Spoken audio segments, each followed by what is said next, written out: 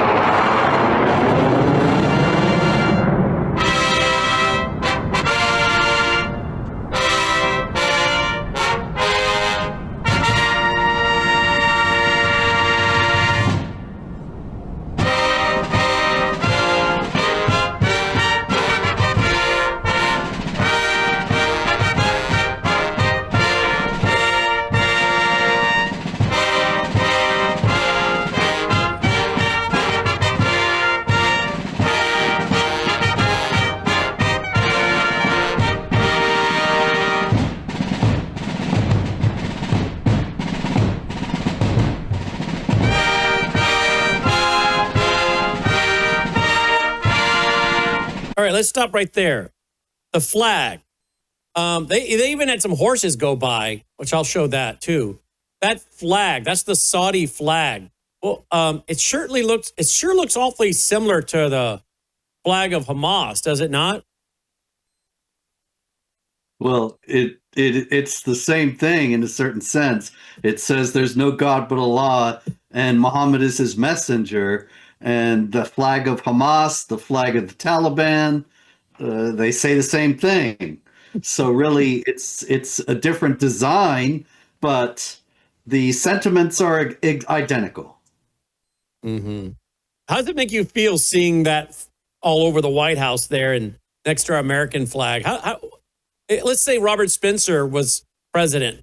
Number one, would you have welcomed this guy to the White House, this Saudi prince, number one? And number two, if you felt like you needed to meet with him for some reason, would you be doing all of this and having his flag everywhere, knowing what it says and what it's really declaring?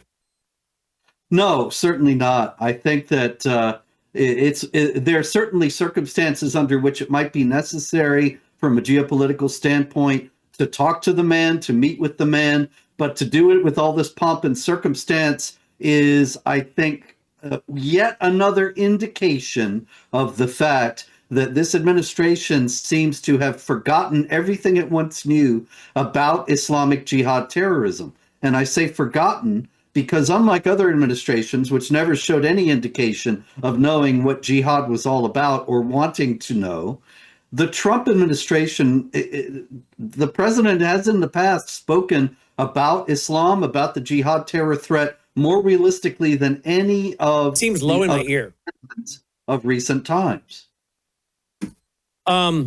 Wow. Well, here's another video. Here's one. This kind of bothered me. There's the horses with that flag too. I don't know. I just don't like seeing our guys carrying that flag. I'm sorry. Yeah. You agree? It does. Right. Yeah, absolutely. Also, when have we seen this kind of ceremony, this kind of pageantry with other heads of state who visited? I don't remember seeing this with Netanyahu or with Zelensky or with the President Macron of France or anybody else when they've come to the White House. So why is this guy getting this lavish treatment? He's the last one who should have gotten it. Yeah, I agree. Now, this guy is also, we'll get into what he's been accused of, but most Americans, have they forgotten about Saudi Arabia's role in 9/11, Iran? I mean, wasn't it Saudi Arabia that didn't stamp their passports? That was Iran that didn't stamp their passports, so you would see Iran on there. But the Saudi government had to be involved with these hijackers in some way, right? Their hands weren't just, wasn't just like, oh, some rogue Americans go do something. You can't always blame the government. But I'm believing that the Saudis had to have some involvement in the 9/11 attacks, right? There's a great deal of circumstantial evidence there. For one thing, the fact that the Saudi involvement was redacted for so many years. While George W. Bush was there holding hands with King Abdullah of Saudi Arabia, while the U.S. continued to act as if Saudi Arabia is a reliable ally, in the middle of all that, the 28 pages of the 9/11 Commission report about Saudi involvement were completely covered up. Finally, under heavy pressure, the Obama administration released some of it. We saw that some of the hijackers had high-level connections to people in the Saudi government, that there were all kinds of questionable things going on. Like, I can even tell you one from my own experience. I knew a guy who was very ill. He's since passed away. And he was at the Mayo Clinic the whole summer of 2001. And he told me after 9/11 that everybody else that was there was Saudi princes at the Mayo, because they wanted the best healthcare in the world. So they're at the Mayo Clinic. And that on the morning of September 11th, 2001, he woke up, he goes downstairs, and the place is empty. The Saudis have all cleared out. And that was before the news hit of the planes hitting the towers. And so, that's just one little thing. There's hundreds of pieces of evidence like that. And indications that Prince Bandar, that others were involved at a very high level, or at least were in touch with the hijackers. And yet there's never been any accountability, never been any acknowledgement on the part of the U.S. government, primarily because we have such extensive business dealings with the Saudis, and especially during the Biden regime and the Obama administration before it, there was the attempt to end domestic energy production and make us completely dependent upon the Saudis. So the last thing they wanted to do was antagonize them, although, of course, Joe Biden ended up doing that anyway. I think we have a clip from some of the 9/11 families, don't we, on this today, guys?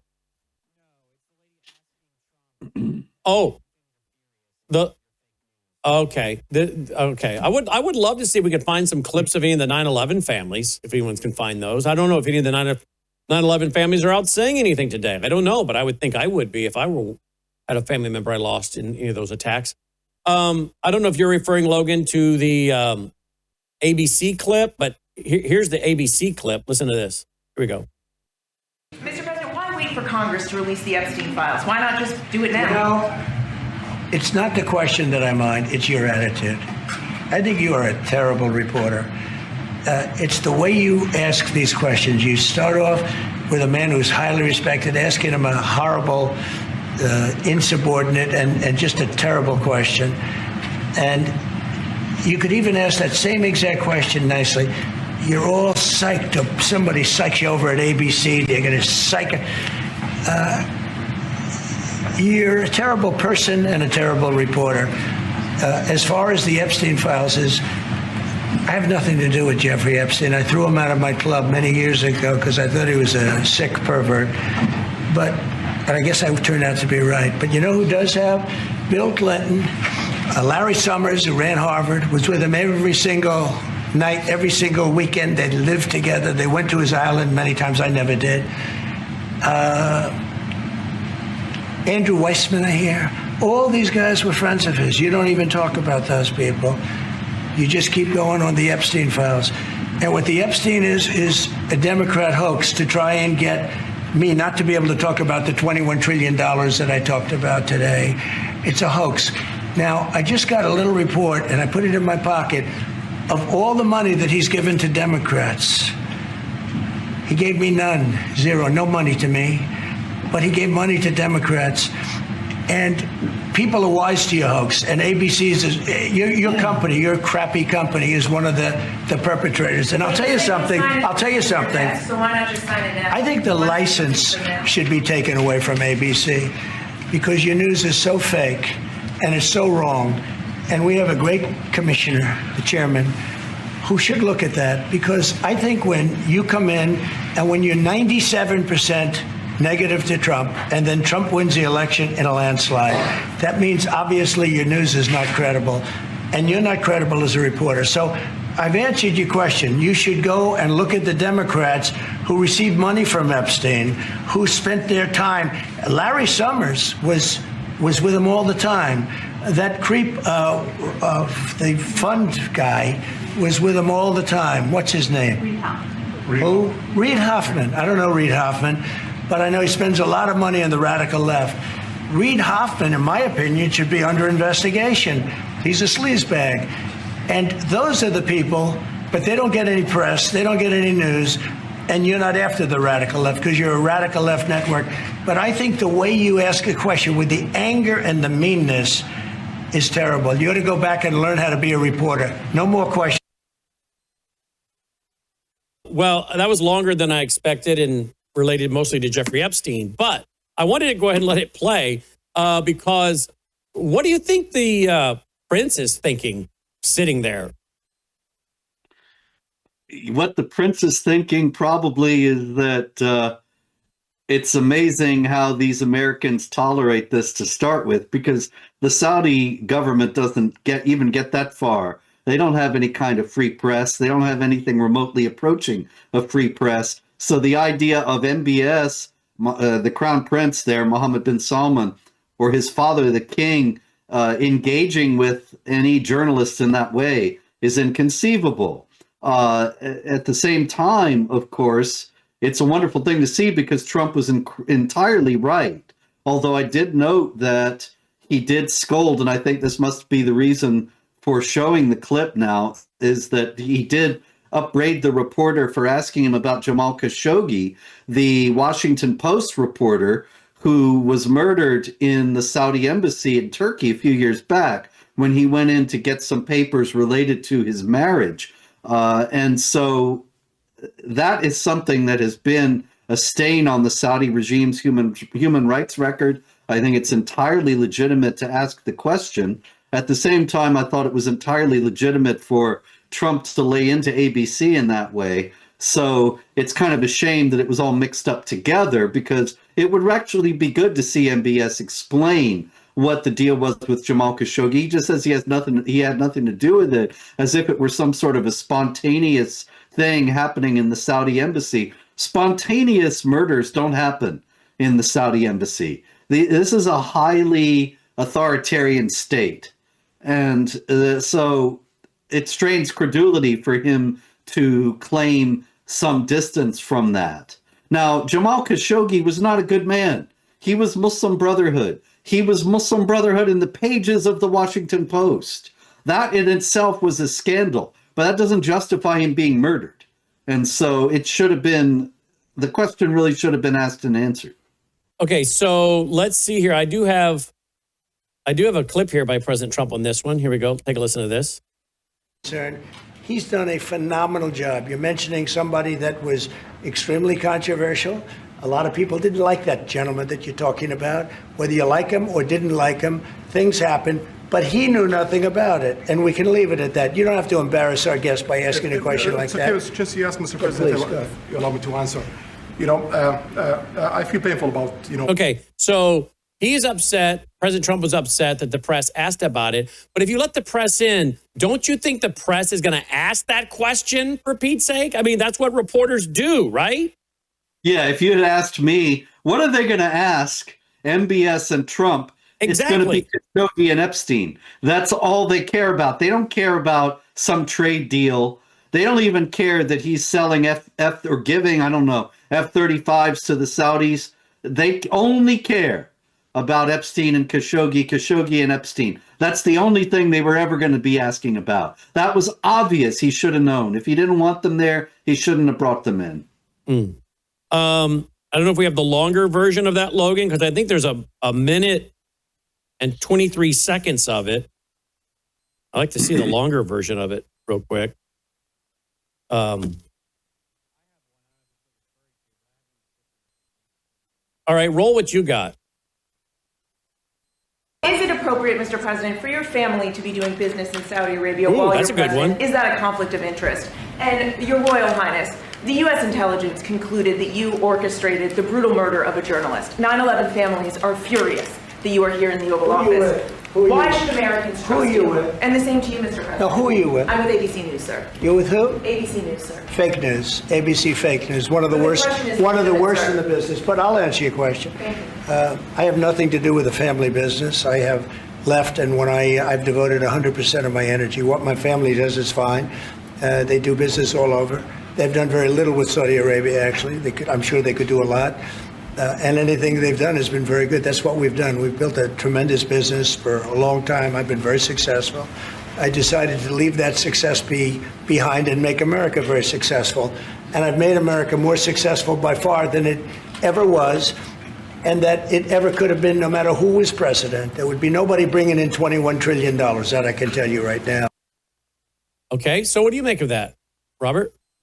Well, here again, the question wasn't answered. And so I think that, it's a difficult situation, Brandon, because I don't have any sympathy for these journalists. I feel the same way about ABC News as the president does.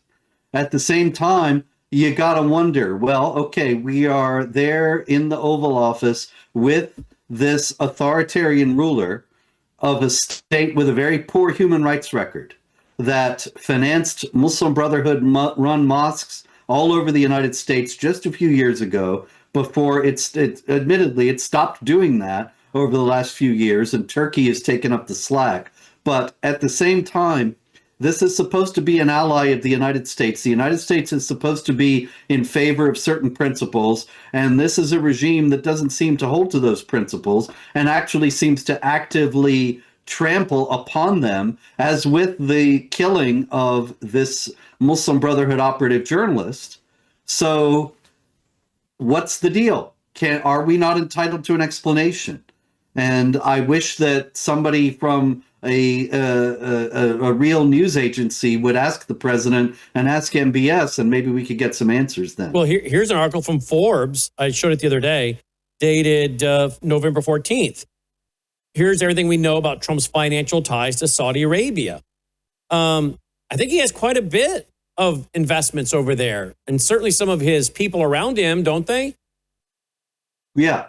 And so that's another thing you got to ask. Now, see, this is something that people who support the president have not really wanted to face, because we want to think, well, our guy, he's not Joe Biden. He's not Kamala Harris. He's America first. He's out for our best interests. Now, that's all true. And yet that doesn't mean that this man does everything right or that everything he does is perfect. There is nobody on earth that does not sin. And so you've got the fact that he does have these extensive dealings in Saudi Arabia. You got the same questions with Qatar and the very strange turn that he made. I was saying earlier that the administration seems to have forgotten what it knew about Islamic terror. And one of the things that I was basing that on was the fact that 9 years ago, Trump said Qatar is a chief sponsor of terror. And now they're our great ally, and they're helping sort out what's going to happen in Gaza. And what's changed? Absolutely nothing has changed. And yet we do know that Qatar gave an airplane to the president for Air Force One. So is it legitimate to ask that if there was some untoward activity going on here? And it's not, here again, it's a shame that the inquiry is foreclosed from the start, because the Democrats, in their authoritarianism and their fascism, they pursued Trump through the courts in a lot of bogus lawsuits for years. And so now it seems, if you even ask the question about anything that Trump is doing ethically, then people are going to say, oh, you're just like Joe Biden, or you're just like Merrick Garland. You're one of these corrupt officials trying to destroy people you hate by bogus legal means. Well, no, maybe they're legitimate questions sometimes. Well, and we need to have honest answers. Well, here's a screenshot of Forbes magazine. December 9, 2024, a month after Trump wins a second term in the White House, DAR Global announces 2 more Trump projects in Riyadh. These developments will redefine luxury living in Saudi Arabia's capital, end quote. Post an executive with the Saudi firm.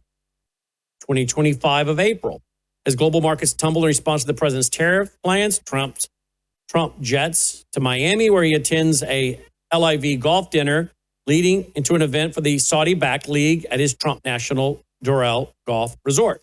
May of 2025, for the second time, Trump travels to Riyadh earlier in his term, kicking off a three-nation tour of Saudi Arabia, the United Arab Emirates, Qatar, all countries where the Trump organization is actively working on real estate deals with Saudi Arabia's Dar Al Arkan. September 2025, Dar Global announces a second Trump property in Jeddah, dubbed Trump Plaza Jeddah, which will include offices, apartments, and a green space inspired by Central Park. September 2025, again, Kushner's Affinity partners team up with Saudi Arabia's Sovereign Wealth Fund to buy a video game giant, Electronic Arts, for $55 billion. Less than a month later, Kushner is working with the Arab leaders to try to bring about a peace deal in Gaza.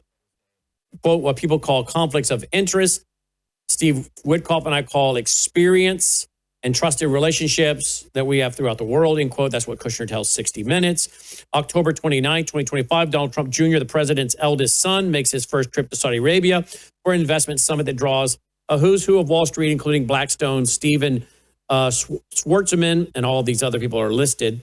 Also in attendance, Ahmed Malik, a private equity investor whose 1789 capital brought on Don Jr., and tasked the president's son with, among other things, raising capital. By the way, I think that Omid Malik's the same guy that invested in Tucker Carlson's company, who I think is the one Tucker Carlson told us, I thought Hamas was just a political organization, right? Yeah. There you go. I mean, these are legitimate questions. Yeah, because Trump seems to have changed regarding Israel. He's still saying he's a big supporter of Israel. He has been far better on Israel than a Democrat administration would have been, but he stopped the Israelis when they had a chance to end the Islamic Republic of Iran, which would have been a great gift to the entire world, to overthrow the mullahs, and he stopped them. And he stopped them from destroying Hamas in Gaza, when Israel has repeatedly said that that was their objective in this entire war, that they would not consider the war over until Hamas was completely destroyed, and Trump gave Hamas a new lease on life. What's going on? Yeah, what's going on? Now, what do you make of this? Greg Abbott today, governor of Texas, today designated the Muslim Brotherhood and Council on American Islamic Relations a foreign terrorist and transnational criminal organizations. This bans them from buying or acquiring land in Texas and authorizes the Attorney General to sue to shut them down. You think this is going to impact Yasser Qadi and his compound? Why is this now happening? And is this just more blustering from Greg Abbott, or will this actually do something now? Well, now he really has to act if he's going to be consistent and shut that compound down. And he really has to act to end CAIR's presence and influence all over Texas. Whether he will do so or not, well, that remains to be seen. But he's certainly going much farther than he had been when previously he outlawed Sharia without mentioning Sharia, and it was all kind of weaselly. Now he's being very specific. And so it would seem like if any Muslim Brotherhood or CAIR ties are discovered at Epic City, and they will be, then Epic City should be over. Will it be? We'll see. But here, Abbott is doing what the federal government should have done years ago and still hasn't done because of Saudi money in Washington and Qatari money in Washington and Muslim Brotherhood influence and CAIR's influence in Washington. And because of that influence and that money, this step has not been taken. And so Abbott had to do it himself. And this could just be another empty gesture. We'll see. But at least he did it. Abbott and his state given a lot of money. Did I read this week something like $9 million to the Muslims? Yeah. And see, this is the thing where it's going to be very difficult for him to thread the needle because he's giving it to groups that he thinks are moderate. And they probably sold him a bill of goods about how moderate they are. But I guarantee you that if he looks into these organizations, he will not have to look very far to find Muslim Brotherhood ties and ties to CAIR. And then what? Then he's got to shut them down, at least according to the letter of this proclamation that he signed this morning. Now, what do you make of this? Trump will sell the F-35s to Saudi Arabia. I should have covered that while we were covering Saudi Arabia. What are your concerns there? And is Saudi Arabia prone to passing those off to another country? Are they banned from doing that? If they were to do that, what will we do? As far as I know, there's no ban in keeping them from doing that, and that might happen. But even if Saudi keeps them, who are they going to use them against? Who are Saudi's enemies? There are two. They have the Islamic Republic of Iran on the one side and Israel on the other. And you might say, oh, no, Israel's not their enemy. They have all sorts of under-the-table ties with Israel. Excuse me, and that's true, but why are they under the table? Because Saudi Arabia is a Wahhabi Islamic society that hates Israel because the Quran directs Muslims to hate Jews. And so the more ties that the Saudi regime has with Israel, the more pressure it's going to get from Wahhabi hardliners within Saudi Arabia. And for example, the Saudis have said they would be interested in joining the Abraham Accords and normalizing relations with Israel, but only if a Palestinian state were established. A Palestinian state is just going to be another jihad base to hit Israel with, like Gaza was when the Israelis withdrew from Gaza. So what the Saudis are saying is, you continue to allow the jihad to destroy Israel, and we will pretend to be friends with Israel. Great. But that doesn't take away the fact that they really are pursuing the jihad imperative against Israel.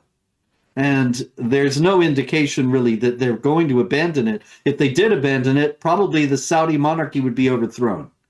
So I think that it's a very real possibility those F-35s could be used against Israel and not just against Iran or to defend themselves against Iran.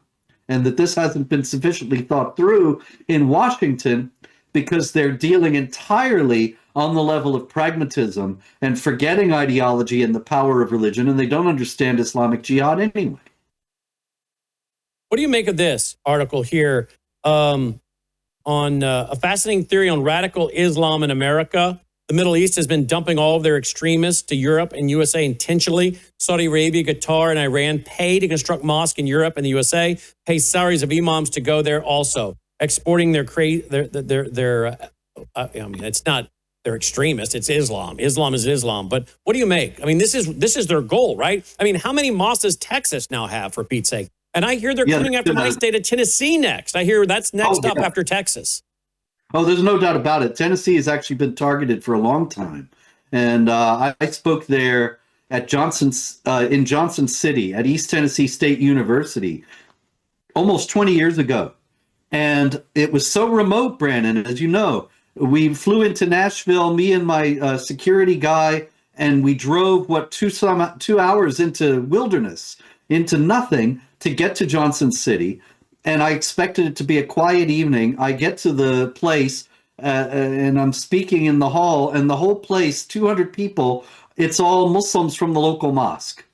Now, who would have thought that there were enough Muslims in Johnson City, Tennessee to fill the mosque? But they have been making a concerted effort to target red states and rural areas. In Texas, like you mentioned, the number of mosques has doubled just in the last few years.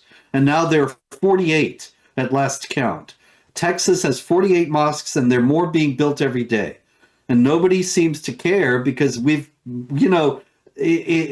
years ago, I was fighting this and saying these places are subversive Muslim Brotherhood centers of jihad, and people said that's racist and bigoted and Islamophobic. And it became the refrain that anytime anybody would resist the building of a mosque, they were shut down by being called Islamophobic. And yet those mosques really are centers of Muslim Brotherhood operations. And if Abbott is serious about shutting down the Brotherhood, he's going to have to shut down a lot of those mosques. What do you make? I showed it yesterday on the website. The Venezuelan and Iranian linked, IRGC linked LLCs that apparently own properties from Central California all the way down and across to the east side of Texas, and then a bunch in Florida. And I guess the claim that's being made by the guy that's reporting it, a Jason Lewis, is that these are LLCs that own homes that are, I guess, hiding out would-be terrorists or terror cells or IRGC people. Have you heard this report? I have not heard this report, but that's very plausible because, in the first place, Venezuela is a rogue Marxist regime. They're very close to the Islamic Republic of Iran. The Islamic Republic of Iran doesn't care about Venezuela. It just wants to use it as a stepping stone to get into the United States. We have seen many people during the years of the Biden regime, when the border was open, many people coming up from Venezuela. So why not? There's absolutely no reason why that wouldn't be true or couldn't be true. Here's the map. Here's the map the guy is showing. Yep. And he's claiming that we have these islands, I think it's called the Margarita Islands, and that since 2013, according to a House hearing, Venezuela, this island, has served as a Hezbollah training hub for local cartels, facilitating exchanges of tactics and resources. Iran and Venezuela longstanding alliance amplifies this. And that they're doing is they're smuggling people in here, potentially terrorists. And then he goes on, this Jason Lewis, to show this map. I mean, I don't know if you're familiar with this, but I'd love to see your group research this and tell us what you think. Well, Hezbollah has been working for years with the cartels, and they're also working with the Mexican cartels around the border. So suddenly, a few years ago, we started to see opponents of the cartels in Mexico get beheaded. They never got beheaded before. Why are they getting beheaded now? Because the cartels are getting trained by Hezbollah operatives. And those people, that we have to remember that Hezbollah is a wholly owned and operated subsidiary of the Islamic Republic of Iran. So you could say that in a very real sense, the Islamic Republic of Iran is conducting a proxy war against the United States in Venezuela and Mexico in preparation for sending its operatives into this country. And are you following the Sudan and all the Christians being killed in the Sudan? I know you're following Nigeria, but what about Sudan? You following that? Oh, absolutely. We follow jihad all over the world at jihadwatch.org. So Sudan, you got the Rapid Support Forces, which is a jihad group. They used to be known as the Janjaweed, and they are Arab Muslims who kill Black African Muslims for not being the right kind of Muslim. It's not primarily actually a racial conflict, although it is along racial lines, but it's because they are of a different sect, the different group in Sudan, and so they are considered to be heretics and thus lawfully to be killed. But then the Christians, I read, they've killed 2.8 million Christians.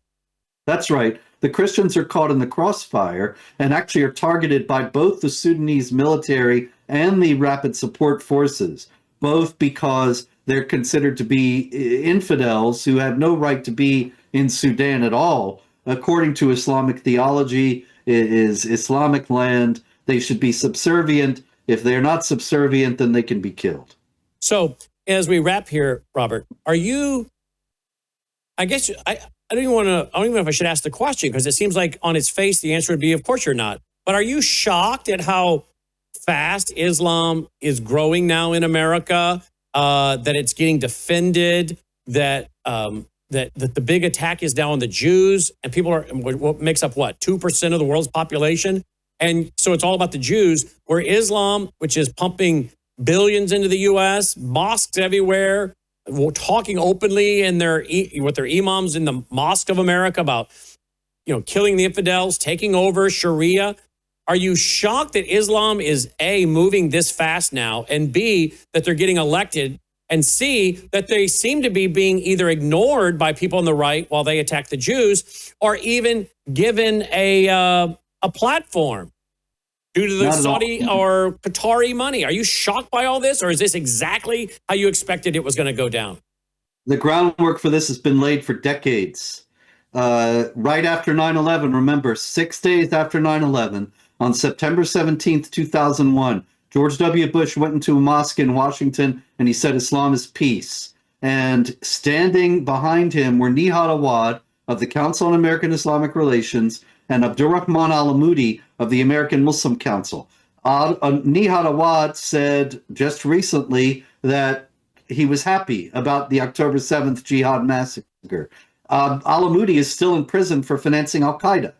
And these were the guys George W. was standing with when he's saying Islam is a religion of peace. That has been, I think, that was the defining moment that deformed our response to the 9/11 terror attacks and to the jihad threat in general. And now people have been told for 25 years that Islam is peace, that to think that Islam is not peace is racist and Islamophobic, that to resist the building of mosques is likewise bigoted and so on. And so they've been programmed and everybody takes it for granted. So the Islamic groups like the Brotherhood and Hamas have been taking advantage of this ignorance and running with it in the United States. And now we're seeing the fruit of what they've been doing. And then in closing, I'll ask one more. October 7th. We've been warning, as have many, including you, I'm pretty sure, about an October 7th style attack. Where are we at on that? Where do you think? Well, What's that the could latest? happen anytime. That could happen very easily in the United States. After all, the Biden administration had the border open for years. We know that many, many hundreds of people on the terror watch list were caught crossing that border. And that means that an unknowable number of people on the terror watch list and other terrorists who weren't on the list are in the country and got through without being caught. They are just waiting for the time to strike. And there's really no reason why they shouldn't, because 9/11 was a huge victory for the jihadis. They made incredible gains in the United States. Most of the Muslims in the United States came here after 9/11. They have taken advantage of the Islamophobia business to make incredible inroads into the United States. Another attack of that magnitude would only help them solidify those gains. Here it is, folks. Jihadwatch.org. You should visit it. You should visit it. There you go. Mamdani praises Imam who defended al-Qaeda terrorists and called for Sharia. I mean, there's so many articles. Hamas stockpiling weapons outside of Gaza. There's so much. And it's at jihadwatch.org. You know, some of our biggest numbers, I ask the guys occasionally, what topics does our audience really respond to? What topics do they really respond to? They tell me that some of the biggest numbers we get is when we cover Islam. That wasn't always the case. So I think that shows people are waking up, hopefully, right? I hope so. But it's because you're one of the few people telling the truth about it now. Even today, you tune in some of the big, I don't want to name the names and get in some war, but you tune in some of the big names in the conservative movement, and they got on these fake moderate Muslims lying through their teeth, saying Islam is peace, and everybody eats it up because it's what they want to hear. And it's soothing words, but it's not true. And so I commend you for telling the truth about this issue. Well, we get a lot of our information from you, so ditto for you. Jihadwatch.org, jihadwatch.org. As always, thank you, Robert. Thank you, Brandon. Robert Spencer checking in. Very serious topic, folks. Very serious. And we're going to stay on it. It's one of the 6 dominant worldviews ruling the world, Islam. We'll be right back. Take a look at this picture. This is my beautiful wife. Does that look like a grandmother to you? Seriously, does that look like a grandmother to you? Well, she is. I took this picture on August 31st, 2025. Now, you want to know how she stays so young and beautiful looking? Well, I'll tell you right now, she does 3 things for sure. She takes Numi every day that's loaded with glutathione to detox your cells. She also takes Bella Grace each and every day, loaded with 3 powerful ingredients. And she takes Gatatana, 1 scoop, the equivalent of 90 billion plant cells. So you can get all of these products that she and myself take each and every day at worldviewtube.com/sponsors. worldviewtube.com/sponsors. It's a great way to support your health and also our broadcast network as we continue to push out free Christian worldview programming. worldviewtube.com/sponsors.